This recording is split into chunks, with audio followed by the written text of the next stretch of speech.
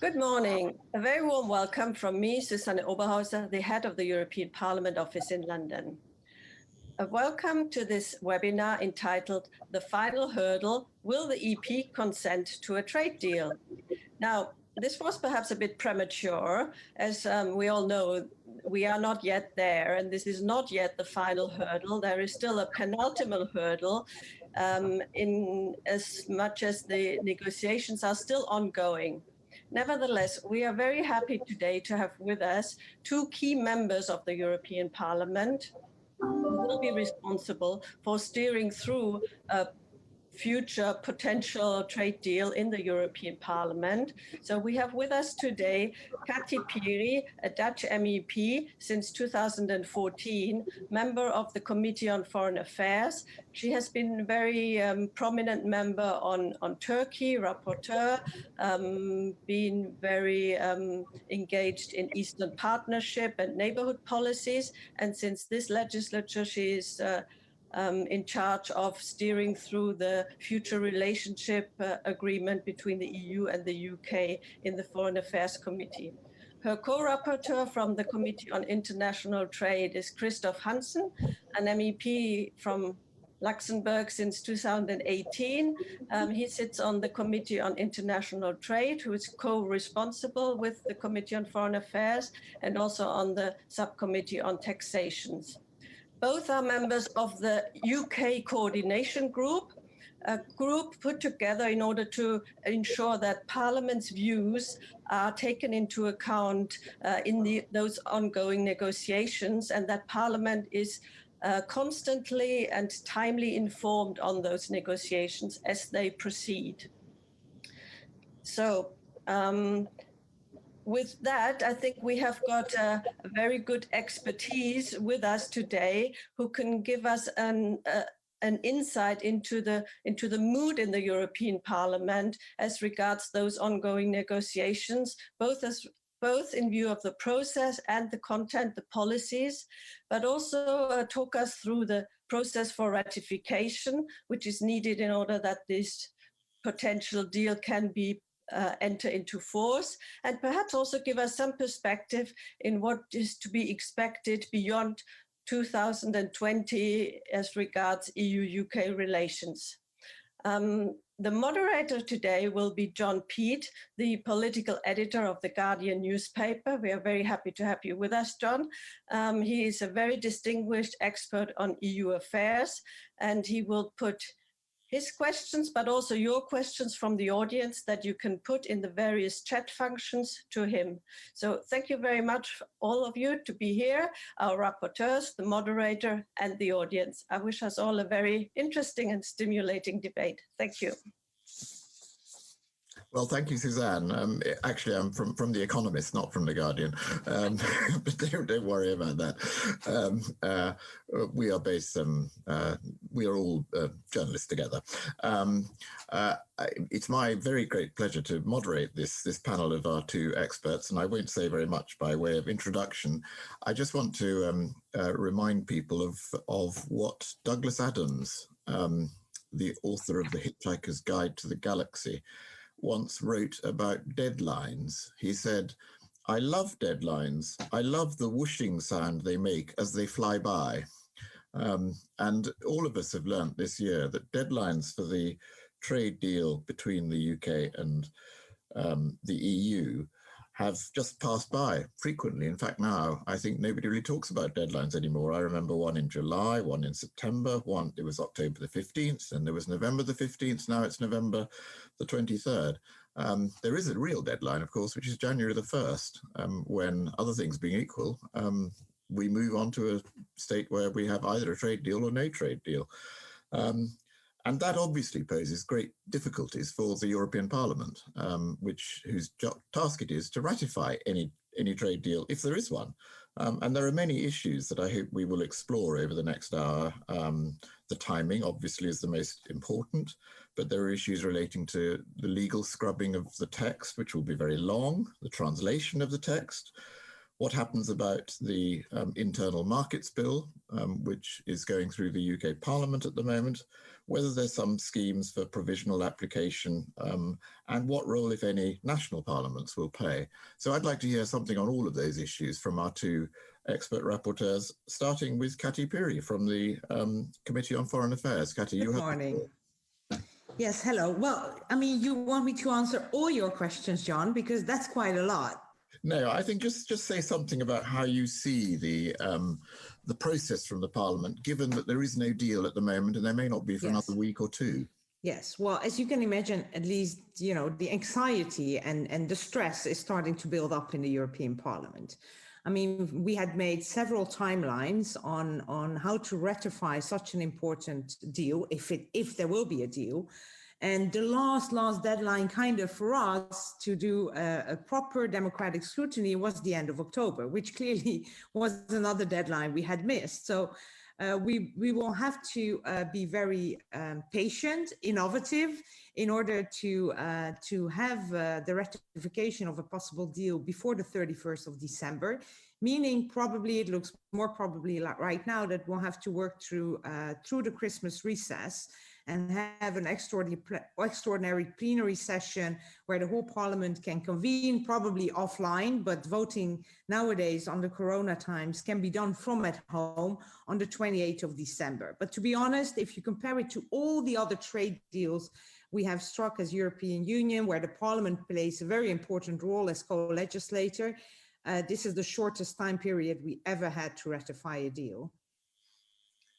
And do you see any particular problems, for instance, about the language of the deal? I mean, it is already being said that we may not be able to translate the deal into all 23 official languages. Is that a particular problem?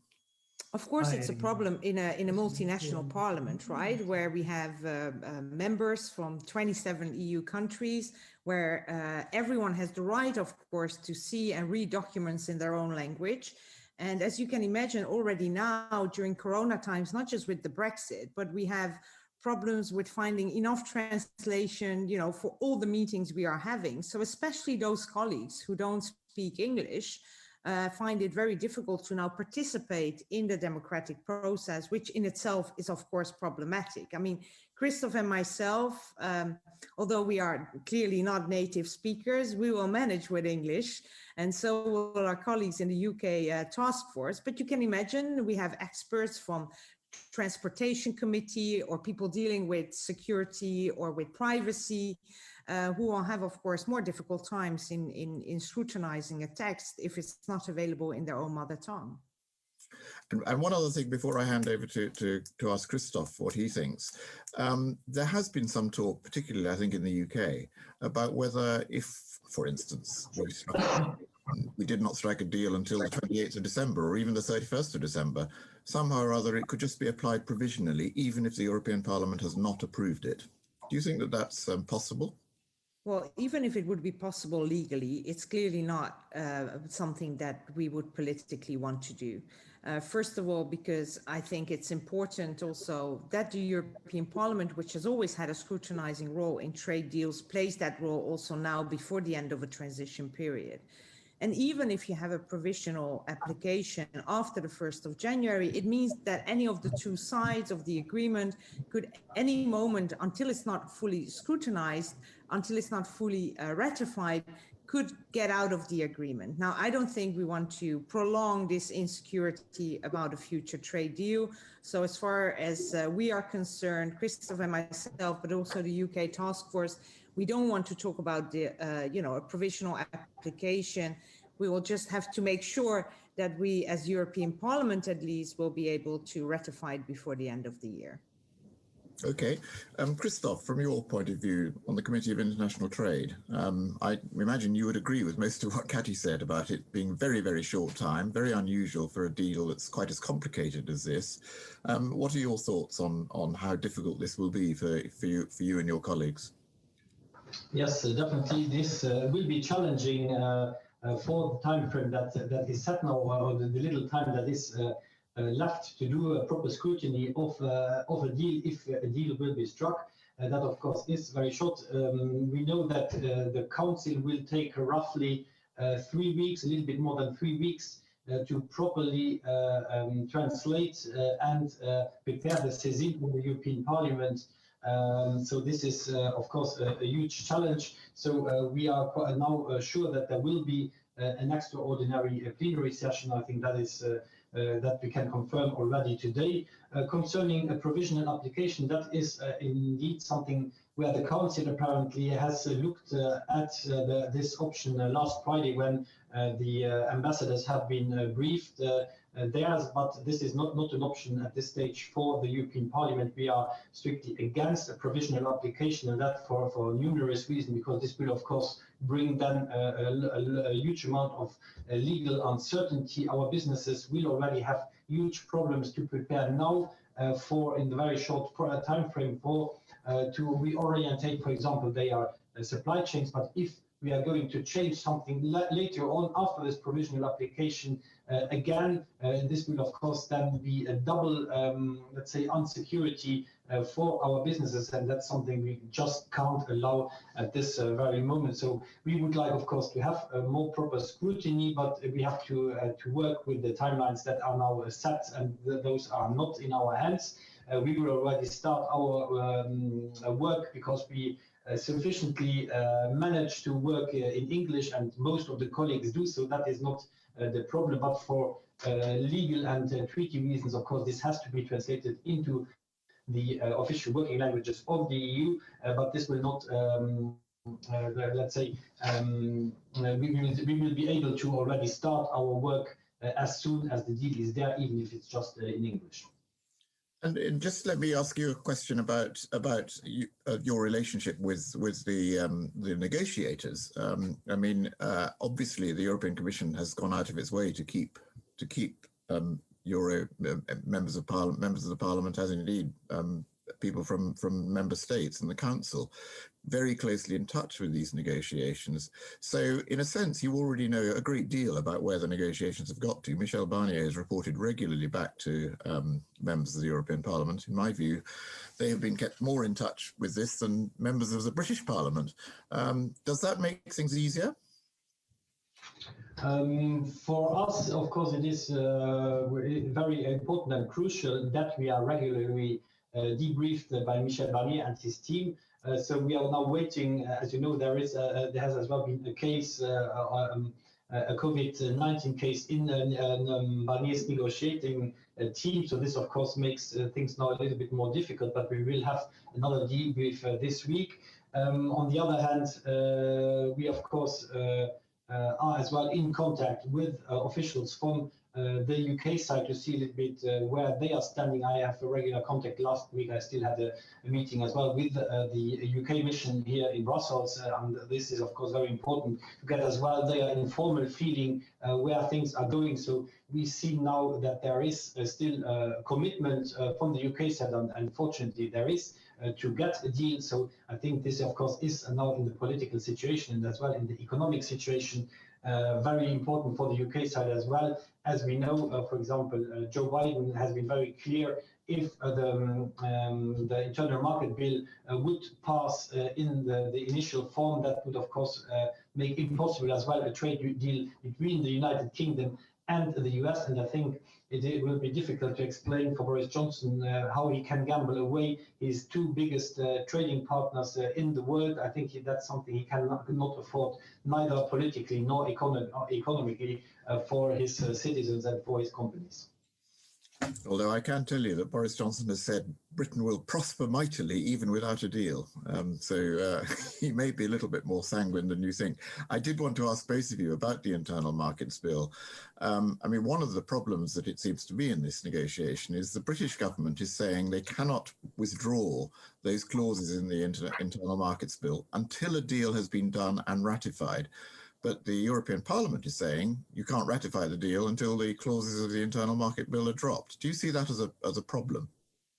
Start perhaps with you, Kati. Well, Our position is clear, and obviously, hopefully, when there is, of course, an agreement, that automatically will mean that the UK internal market bill, at least those problematic provisions, will be off the table. I think, there has also been a great lot of criticism inside the UK, of course, on that internal market bill. We have also seen the voting, the way it happened in the House of Lords.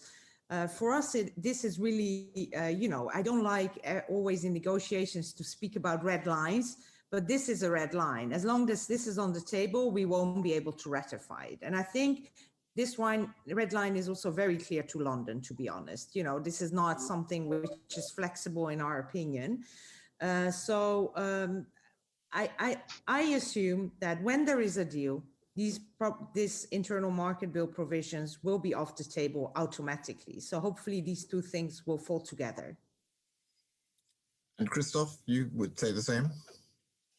Well, I think that there is a huge opposition against this internal market bill, not only from the US and from the European Parliament as well, but as well internally. The Northern Irish Assembly has voted it down. The Scottish Assembly has voted the internal market bill down. There is as well a huge opposition in the House of Lords. I hear as well that there is with the Tories inside of the political party as well a lot of opposition and growing opposition towards that, because, as I said, there is a huge economic burden that will come with getting no deal with the EU and getting no deal with the United States. And I think that will prevail at the end, that this pragmatic approach that is just not just about putting these things there out. I think that is a little bit like the artificial deadlines that you mentioned in the beginning.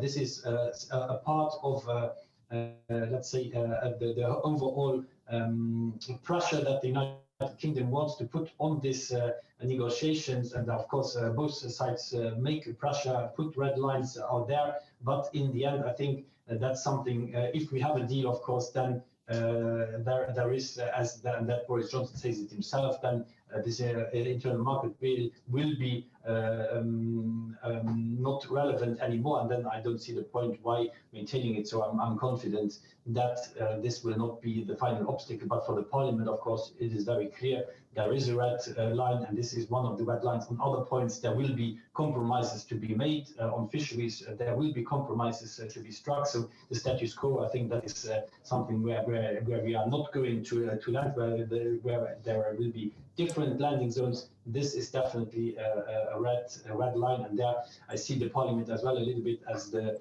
safeguard, especially since we are voting very late in the year. If there will be a deal, then we have to see at the 28th. I think then it should be withdrawn as well, and we see us as the last safeguard to protect this.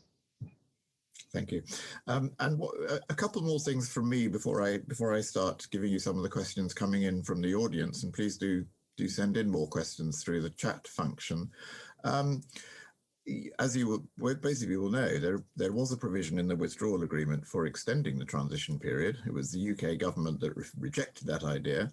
Some people within and around the UK government have been saying, not recently, but at some points in the year, well, if we needed more time, we could probably find a way of getting more time, even though we've passed the end June deadline for extending the transition period. Do either of you take that seriously, starting with Cathy? Well, no, I think, having also spoken to many legal experts on this issue, I think the transition period ends in the 31st of December. And, and I also don't hear anyone talking about an extension of that period anymore. And it's also not a legal possibility. I think we passed that option, and we passed that option before the summer break. And it was very clear, and the UK side was very clear that it does not want to make use of that option. And of course, you can imagine that many things, even if there's a deal, there will be many outstanding issues, which in the future, hopefully, we can still find an agreement on, but that's something else than extending now the transition period. The transition period is ending. I think that is a clear issue which will not be able to be prolonged anymore. And of course, that doesn't mean that all the unsettled issues, even in the case of a deal, you cannot find still agreements to that in the future. So even if there's a deal this year, I'm sure still many negotiations are to be done in the future. As you can imagine, I'm, for instance, the rapporteur on the Foreign Affairs Committee when it comes to defense, when it comes to development aid, when it comes to alignment in terms, for instance, on sanctions, on all these issues. This is now all not part of the negotiation. I think and I hope that future relationship, these are all things that we can still be close partners on. And that means also in the future, we'll have to find ways of coordinating and cooperating in these matters. And Christophe, no chance of extending, finding some mechanism for going into next year? Well, I think we have always been asking, I personally at least, to have a longer transitional period, because I think that would just have been reasonable to properly negotiate things in a coordinated manner. But now having a look back on the last months, how the negotiations have been going on, I believe that wouldn't have made sense to have this extension in the first place as well. So I think it has been very clear from the UK side, Brexit has to be done by the end of the year. This is a strong political point that has been put out there, and I think politically it's just not acceptable to have something provisional or something not concluded for Boris Johnson, because otherwise he would lose his credibility as well. I believe if things are not settled, because he's very clear, either we have a deal or we don't have a deal. You said in the beginning that he believes UK will even prosper under a no-deal scenario. I don't believe that. But on the other hand, I don't see any room for maneuver to get a kind of extension. Things will be settled by the end of the year, or there will be a major disruption. I think that is very clear. Nonetheless, the European Parliament and the European Union is preparing as well on certain points for a no-deal scenario. We have this week, for example, a vote in the plenary on the tariff rate quotas, where I'm the rapporteur as well for the European Parliament, and here I have been pushing very hard to get this done already. During this plenary session, what is the tariff rate quotas about? This is namely, for example, we have tariff rate quotas for imports from, for example, for beef and meat coming from Australia, New Zealand, or Uruguay, and several other countries. And there is a possible loophole, for example, if we don't have the deal, and there would be coming meat in through Northern Ireland and then penetrating the internal market. And this loophole will now be closed as well. So we are already preparing as well on contingency Brexit files there, and there are probably several others coming up in the next weeks. That's helpful, because you've answered. I was going to ask you a little bit about no deal, but I would just say on the timing that it's worth remembering that Boris Johnson was very against extending the Article 50 period. Personally, he kept saying he didn't like it. He was forced to do it by his own parliament, and now he has a big majority. I think you're absolutely right. He's very allergic to any notion of extension, which is what we saw in June, despite the impact of COVID-19. One final question from me before we go to the audience for both of you is, what role do you see for national parliaments and indeed subnational parliaments? I mean, as we know, a mixed agreement, the Canada agreement, some other agreements, the Ukraine agreement, requires ratification not just by the European Parliament, but by many other parliaments. Clearly, this agreement, they're going to try and set it up as if it's not mixed, or at least as if the bulk of it is not mixed. But what role do you think national parliaments will play in approving this agreement? Starting perhaps with you, Christophe, this time. Well, I believe we just don't have the time anymore to do a mixed agreement. I think that is very clear, involving all national parliaments and even regional parliaments. That will take even more time. I don't see that happening, even though it would make sense, because people are arguing why do we have a mixed agreement when it comes, for example, our agreement that we have with Canada, and we don't have it with the United Kingdom, where our interrelations are even more, even closer than the ones we are having with Canada. So and of course there will be some member states and regions that will be heavily affected by the impacts of Brexit. Ireland, for example, but as well regions here in Flanders, in Belgium, that are producing for a huge amount of goods only for the UK. They will be very strongly affected. So I can completely understand that they want to be involved. This would, of course, as well here create a precedent if we are going just for an EU-only agreement, but I don't see the margin for maneuver, except if the Commission can explain us how we could do so. But I legally, I don't see it possible in the short time frame that we have left now. And Cathy, the national parliaments, they want some involvement. Well, of course. I mean, for instance, here in the Netherlands, I live in The Hague, and this is also where the national parliament is. And this is, of course, they're amidst this economic crisis that we are facing under Corona. Of course, there are also many debates in the national parliaments on, for instance, the contingency measures in case there's a no deal. You saw the Dutch government pushing for this in the last EU Council to, speed up the preparations for a case of a no deal. The Netherlands is one of the countries which will be the most heavily affected in case of a no deal. So you can imagine, and I think from a democratic scrutiny point of view, it would have been very good, of course, in case there are provisions which need to be also, in case of a mixed agreement, that there is a democratic scrutiny also by the national parliaments. But like Christophe said, we knew from the beginning that the time would be so short to ratify an agreement, because we saw in the summer that actually we weren't officially they were negotiating, but they weren't getting anywhere in the negotiations. So I think there's a realization for already a couple of months now that we can't have a mixed agreement if we want to have a ratification process by the end of the year. And that, of course, also puts a more heavy burden on the European Parliament. We are in Europe, in the European Union, the only parliament who can scrutinize this agreement. And that, of course, is also why we are so, well, I wouldn't say angry, but getting really anxious about the time left to do a proper democratic scrutiny of such an agreement. Okay, I'm going to start asking one or two questions from the audience, and perhaps I can put two of them together as a start. A question from Europa Today about the risk of no deal. Given the risk of no deal, do you regret approving the withdrawal agreement in January? And perhaps related to that, more immediately, a question from Anthony Soares.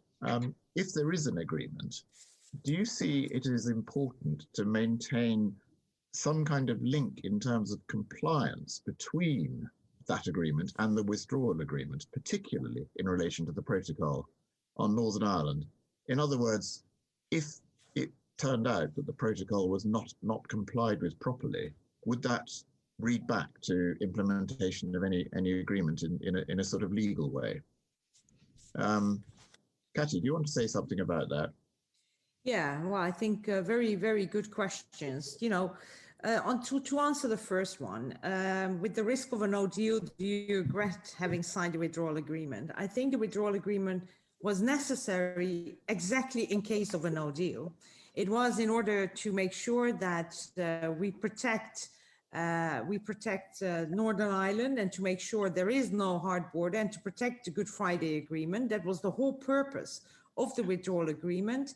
And of course also citizens' rights, which are also being taken care of inside the withdrawal agreement. We have 4 million citizens living, either EU citizens living in the UK or UK citizens living in EU countries, who are directly, very heavily affected, of course, by the fact that Britain has left the European Union. And we wanted to make sure that even in case of a no deal, that these people can find a legal certainty about their right to stay, the right to work in the country where they are staying. So I think the withdrawal agreement in itself was a necessity to make sure that all this stress doesn't come up in case of a no deal. So do I regret that part? No, I don't regret that part. Of course, I feel it was very painful to see that an agreement we signed only a couple of months ago we immediately got into a clinch because of the UK's proposal on the internal market bill. And there, John, to go into the second question, you know, the compliance part. Well, when it comes to, obviously, like we said, for the Parliament, it's a red line that the internal market bill problematic provisions are off the table before we vote on a future deal. But because of what has happened, we are also much more keen on making sure that we have a good governance framework of a future agreement, meaning in case there is a non-compliance in any way of, well, in this case, I have to say the UK side, because that's how we saw it happening on the withdrawal agreement, that we have a mechanism to ensure you know, that there will be compliance or there will be a heavy price in case of no compliance. So automatically, of course, what this whole UK internal market bill has done was establish a lack of trust among the negotiators that even a future deal, you know, we agree, pacta sunt servanda, we agree to what has been agreed, we agree to the implementation of international law. So here the governance framework has become a much more important one. And of course, as you can imagine, we have inside the EU, of course, also Ireland, the Republic of Ireland. And you can imagine that we can only agree as the EU, as all the 27 countries, including the European Parliament, to an agreement where we can be confident that we have strong mechanisms in place to make sure in case of a non-compliance that it comes with a very, very a tough price to pay as well. And Christoph, perhaps you could add something on this. I mean, in particular, you will be well aware that there are Conservative members of Parliament in Britain, some of whom have said, well, we agreed to the withdrawal agreement, but we now think the withdrawal agreement was a terrible agreement and it had many things we don't like about it. And we only agreed to it because we thought if we didn't like it, we could rewrite it later on. Does that, are you worried about trusting the UK to stick to what it promises? Yes, of course. The internal market bill has put at risk the trust that is needed for any constructive negotiations. I think that is very clear, and we regret this, of course, profoundly, that this trust has been gambled away. So now we have to face the situation that that the UK is potentially breaching international law, something Margaret Thatcher back in time was always saying that the UK would never breach a treaty because this would not be good for trade agreements and for the diplomatic credibility of the United Kingdom. But there seems to be a paradigm shift in the thinking of the UK government now at this day. But on the other hand, the question that has been asked, do you regret that the withdrawal agreement has been adopted and voted? From our side, definitely not, because this gives us, of course, a certain legal leverage to maintain a stable situation when it comes mainly to as well to the Northern Ireland Protocol. But on the other hand, the question would have been important or interesting to be asked to the UK side. Does the House of Commons regret having approved the withdrawal agreement? Maybe would the backstop solution have been the better option for the UK? I don't know, but that would be an interesting question to ask them now. On the trust, of course, for us, the compliance with the withdrawal agreement is a precondition for the trade agreement. This is the first step we have already agreed upon, and now we see that this is put as well into place. There are a lot of things concerning the protection of the internal market, the controls, the phytosanitary standards, the customs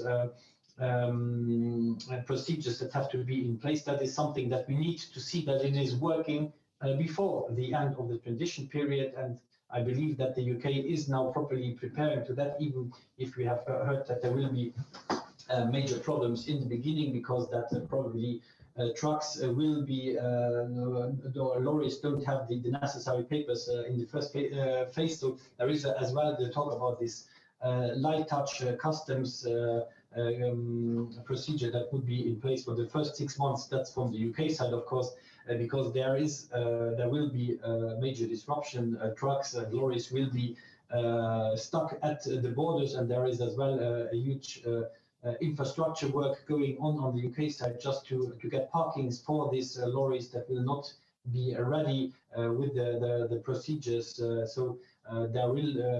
is of course a huge challenge coming ahead, but we see that the UK is preparing, even if it's late. But those those preparations are for us, of course, crucial to see if the future relationship will work properly. Thank you. Let me ask you also, Christophe, but we've got two questions about red lines. Isabella Mancini asks, is the Parliament's red line on the Internal Markets Bill shared by DG Trade and the Commission? If not, could the European Parliament be blamed if the deal fails because the Internal Markets Bill is still in place? No, the only one that has to be blamed in that sense is the United Kingdom, because the United Kingdom say clearly, if we have a deal, then this internal market bill is not necessary anymore. And then there is no, except if this word again from the UK side cannot be trusted. I hope that's not the case, but then the only responsible would not be the European Parliament. Then the only responsible is the UK government. It's number 10 who has put this out. And if they don't stick to it, if we have a deal to withdraw it, then of course it's the only authority that can be blamed. Okay, and Cathy, another question from Iona Bear, if I've got the right pronunciation. On other red lines for the European Parliament, you've both spoken about the red line of changing or withdrawing parts of the Internal Market Bill. She wants to know, is the level playing field also a red line for the European Parliament? Yes, well, I think, we had our two committees, Christophe and I had to prepare a report on behalf of the European Parliament as input for the negotiators. And of course, we understand that with an agreement, you have to come together to a certain point. And obviously, you can't have all your points at the end there in a final agreement. So it's not like take it or leave it. This is 100% what the EU wants. And if this is not the final outcome, then we say no. Obviously, we're aware that it doesn't work like that. However, of course, we also, as European Parliament, we have, the protection of the internal market, the protection of EU consumers' rights. And that means that level playing field, meaning that we do have fair competition and we don't start to compete on lowering standards on labor and environmental standards. I would say this is a crucial point. The same goes for fisheries. We know fisheries is a hot topic in these debates, and until the end, it remains one of the thorny issues. And of course, we understand, I think Christophe also said it at the beginning, that there also needs to be, some moves from the EU side on fisheries. It's probable that we can't keep everything the way it was when the EU was still part of when the UK was still part of the European Union. However, what we, for instance, said is that we don't want to have a separate fisheries agreement, that a fisheries agreement has to be part of a free trade agreement. That's another one of these, I don't like the word red line, but let's say that's another one of these red line. And the third issue is the governance framework. Like we said, we have to make sure that in case we sign an agreement, that we also have all the mechanism in place to know that both sides will adhere to these agreements. And I would say these are the three main issues also for the European Parliament. And of course, on top of what came in between is the Internal Market Bill, which we already spoke about, John, I think, at length with the previous question. So these four issues, 4 doesn't sound like a lot, but these are all the 4 issues which we know are the most problematic ones in the negotiations, and where we are still looking for the so-called landing zone, I think that also the Irish officials were calling about. And the question is whether we will be able to find that landing zone in the coming days. And indeed, how soon we can do it, because there isn't that much time left, as we have all been saying. Some questions on no deal. I think this one might be for you, Christophe. Judith Bunting, how bad is no deal for Europe? In the UK, it obviously could be very bad. But how strong is the incentive for the EU to make a deal? Would no deal actually be fine for the European Union? No, first of all, I would say there will be a major disruption by the 31st of December with a deal or without a deal. That has to be clear. There will be additional red tape for businesses to bring goods from one border to the other.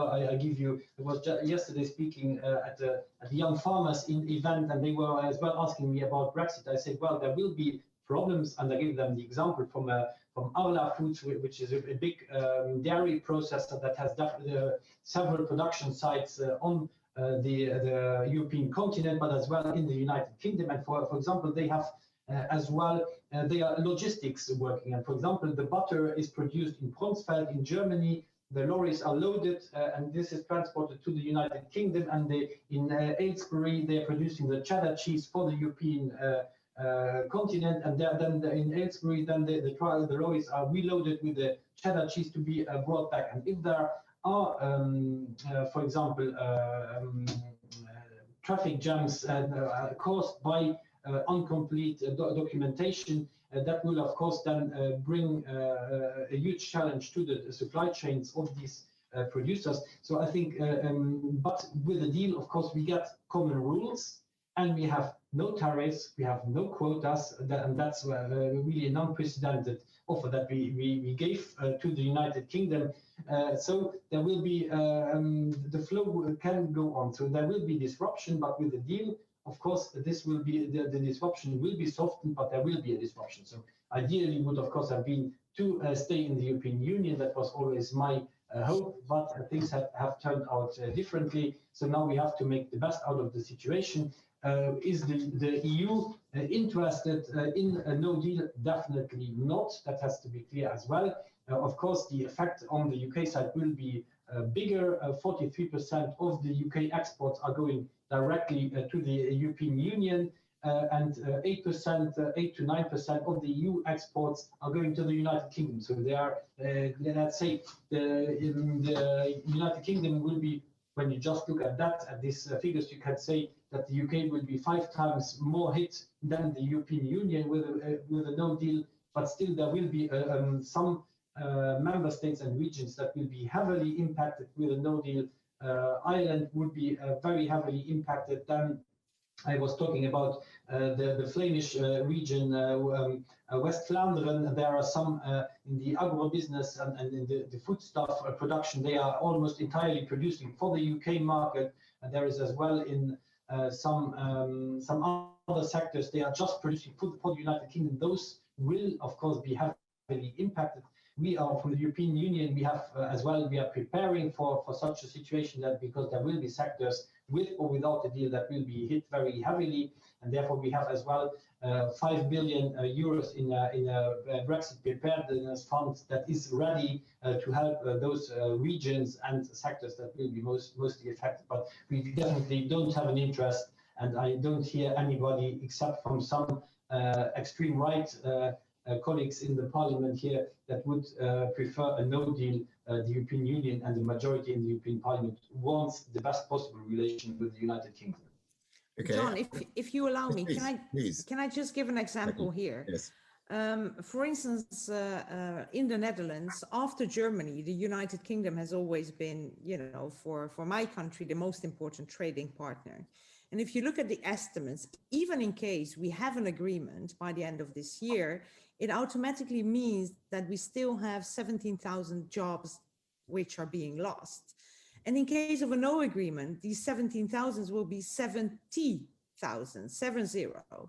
And that's, of course, amidst a global pandemic, which has already done a devastating effect to all our economies. This is an extra hit that, of course, none of our governments would want to have.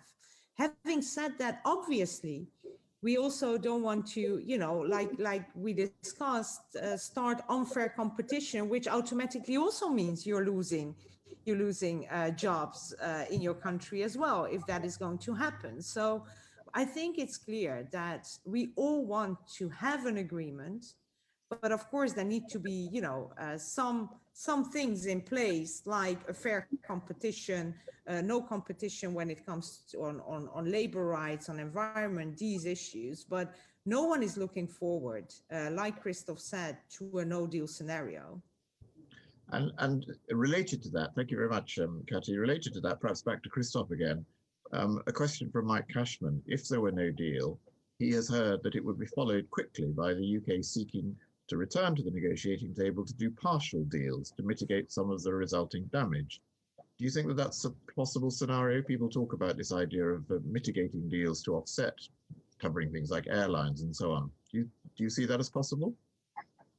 Well, there is, of course, the EU is looking at as well, and the member states are pushing quite hard to have contingency measures in place by the end of the year to be prepared that there will not be disruption in transport, for example, that we then have partial agreements. But on the other hand, that is not something the European Union really is looking forward to, because we, of course, want to have a global agreement, an overarching and as comprehensive as possible agreement, because we don't want the cherry picking approach. So that of course, it has to be very clear as well. We want that if there will be breaches, if potential breaches would be there in some sectors, that we could as well have the possibility to have a retaliation on other sectors. For example, we are talking about the sticky remaining items, for example, for fisheries. If the UK would not stick to the agreements in fisheries, that we then could, for example, on the energy market, then have a certain retaliation there as well. So there, that is very important for us. So we are not favorable to such a cherry-picking approach. If there is would be no deal by the end of the year, there will be contingency legislation that will be prepared in parallel for this option of no deal, but the cherry picking afterwards, that of course is not a reasonable thing to do. Okay, and Kati, one or two questions have been asked about citizenship. You mentioned citizens earlier on. One question, if I can find it now, was, is there any hope of UK citizens becoming individual citizens of the EU after the 1st of January? Another question, what from somebody, Constantine Bayer, what is the impact as a British citizen living in England? What will change for me from the 1st of January? And a third question, polls consistently show that millions of UK citizens are being stripped of EU citizenship against their will. This is from Juliette Collier. Any mechanisms available to provide an associate citizenship in response to this? Perhaps you could say one or two things about citizenship, particularly for the UK citizens who are losing rights on the 1st of January. Yes. Well, I think, for those UK citizens, of course, who were working or residing in one of the EU countries, this we have found an agreement on. Everyone who wants to live in another EU country up until the 31st of December, has the same legal possibilities as they did before Britain actually left the United Kingdom. Now, of course, any future, what it will look like, we get many questions like, will we need visas? What is still the possibility? Will still have to be agreed in the agreement, for which we are waiting for the white smoke to appear, right? But I think it's clear that, at least from the UK side, we in the Parliament wanted to have as big of a mobility of citizens as possible in a future deal. But we know, of course, this was one of the thorny issues also in the Brexit debate. So the question is, to which extent, of course, also the British government wants to have this in place.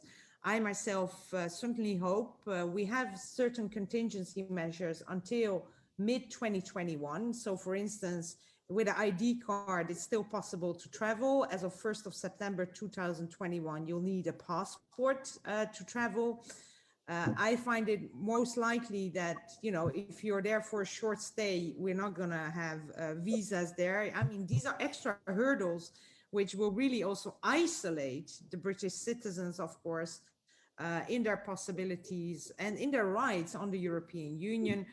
Unfortunately, we don't have yet the possibility that if a country is not member of the European Union, that its citizens on an individual basis can apply or can remain with the same rights. And I feel very sorry for this, because I also know, and we are also aware of that. Of course, we respect the outcome of the democratic process that took place in the United Kingdom. But we also know that almost half of the people did not want this to happen. And well, that's how democracies work. And I still very much hope that even under these current circumstances, in the future, we can have as good as a relationship as possible with a non-EU member. And who knows, in the future, John, perhaps there will be governments or another referendum where a majority of the Brits is convinced that they want to rejoin the EU. But I understand that this is currently not a very likely scenario. I'm not sure anybody's anxious to have another referendum just yet. But I can say that there are quite a lot of British citizens who are suddenly finding that they have Irish forebears and they are seeking Irish citizenship, which obviously now becomes more valuable than British citizenship in many respects. A question back to you, Christophe, from Deepka M, who wants to know, surely we could still have a mixed agreement if you, this is slightly technical, but we talked about it earlier, if it were like the Canadian trade deal, you could have a mixed agreement that you provisionally apply the free trade agreement part, and then the rest you ratify as it goes along through national and sub-regional parliaments. Yes, this is of course, as I mentioned in the beginning, that is possible, but it is not desirable in the sense that we would then of course have an uncertain situation for several months at least, if not years, because we know that for CETA it has been a huge disaster as well, mainly as well because of the Wallonian parliament that has dragged the foot on that. So I believe it is possible, of course, but it is not desirable. This parliament as well has been very clear. We don't want provisional applications that is just giving no certainty to the citizens and to businesses, and that is something we should avoid.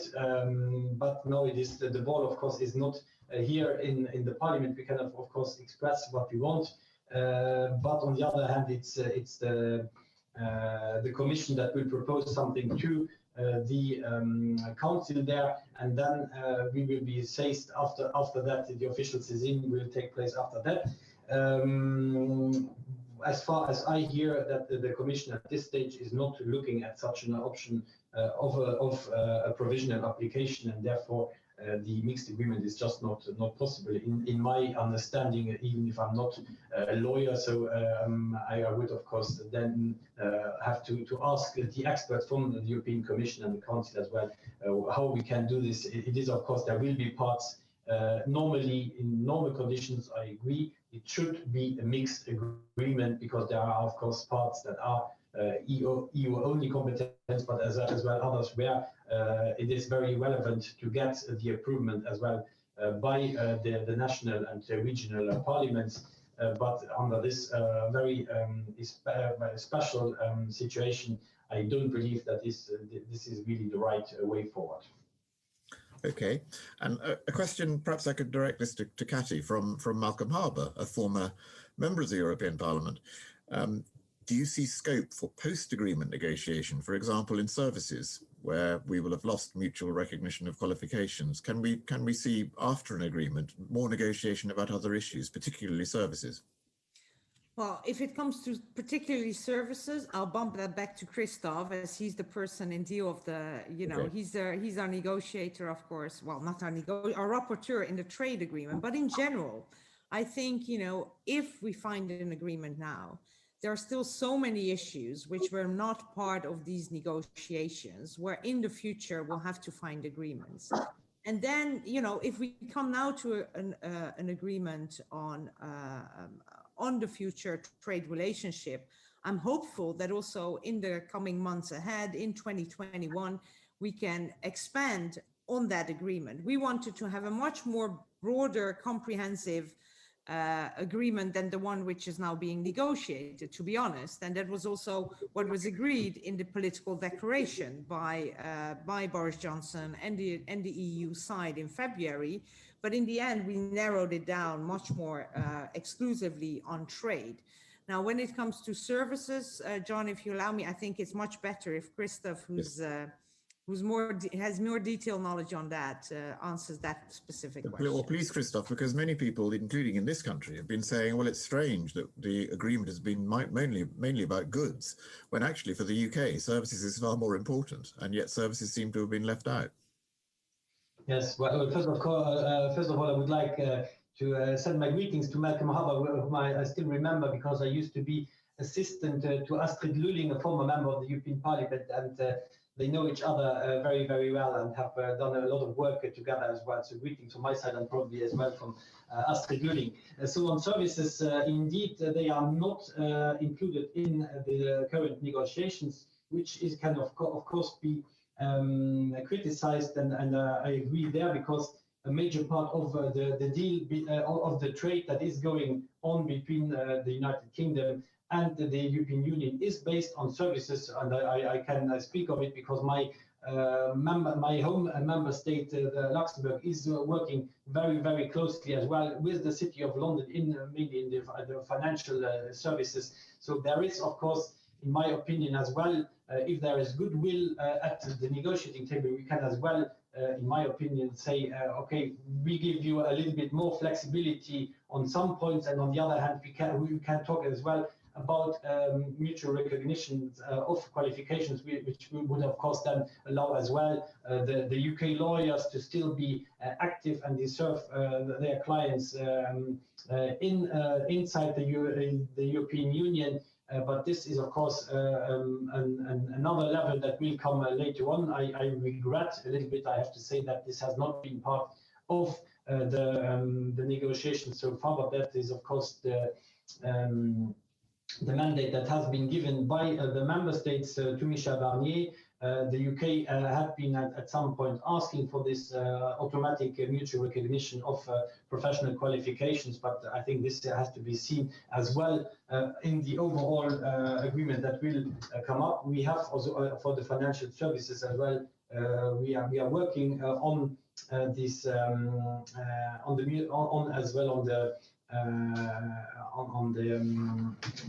the prolongation for the equivalences. As you know, for example, on the clearing activities, there is a new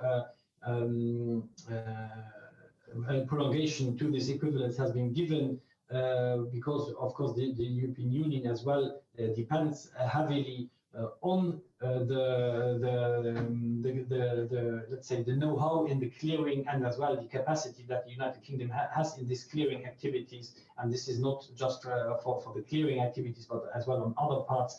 So I believe it is important that there we maintain as many discussion channels open as possible. I think it is very important here as well to say that it is important that we have, I would say that we need regulatory coordination platforms, even if we can't talk about a certain dynamic alignment, as some colleagues in the European Parliament are asking it as well for fiscal matters. But still, I think it is very important that we coordinate as much as possible, because our financial markets will continue to be very closely interlinked and interdependent. So we have both sides have interest that this relationship stays the best possible. But in the short time that is now coming up, there is no room for such a discussion, I believe. And we can, of course, on the equivalence basis, do a lot of things there. And I think that's the reasonable thing to do as soon as we have the trade deal on goods, that we then as well attack the points on services. That is very important, because, as I say, we are interdependent, and the system just not works if we would just cut off ropes at this stage. Yeah, and I might add that it would be nice to build more security cooperation as well. We only actually have 2 more minutes left, and we still, I'm afraid, have a few questions, but I'm going to have to telescope them a bit. Some people are saying, why should the UK obey international law when the EU itself breaches international law? and some are worrying about the validity of the UK referendum in the first place. But I think rather than answering those two, I think I'd like to ask both of you the direct question, just to finish our very interesting discussion. The question we were asked for this webinar: will the European Parliament consent to the Brexit trade deal? Patty, how would you answer that question? Well, as we are in very close contact with the negotiators, I can't imagine they'll come back with something to us to put forward for ratification, which they know is crossing one of our red lines. So I would say, in case there's a deal, that I think it's also very likely that it's within the framework to which the European Parliament can give its consent. That's the short answer, John. No, that's fine. That's very helpful. And Christoph, you probably will say the same thing. But if somebody just asks you directly, is the European Parliament sure to consent to the Brexit trade deal? What would you say? Yes, the European Parliament. The European Parliament is going to give consent because our chief negotiator exactly knows the mandate from the member states. He knows exactly what the flexibilities are, what the red lines are. So there will be no deal that will not respect to a huge amount the initial mandate, even if there is some flexibility. But I know for a fact that Michel Barnier is as well in contact with the member states and with us from the European Parliament to see a little bit where flexibility can be given. So if there is a deal, I believe it is sufficiently balanced and that the European Parliament can give its consent. Otherwise, there will be no deal. Michel Barnier knows very well where we are and what we expect from him. And I believe that is the reason why there will be we will be able to give consent if there is a deal. If there is a deal. Well, that's a very good moment on which to finish. And thank you to both of you. And thank you also for confirming to us that it is almost certain that this will now run until the 28th of December, when there will be a special session of the European Parliament, which will be required to give its approval, if there is a deal, which is something we may learn in the next 2 weeks.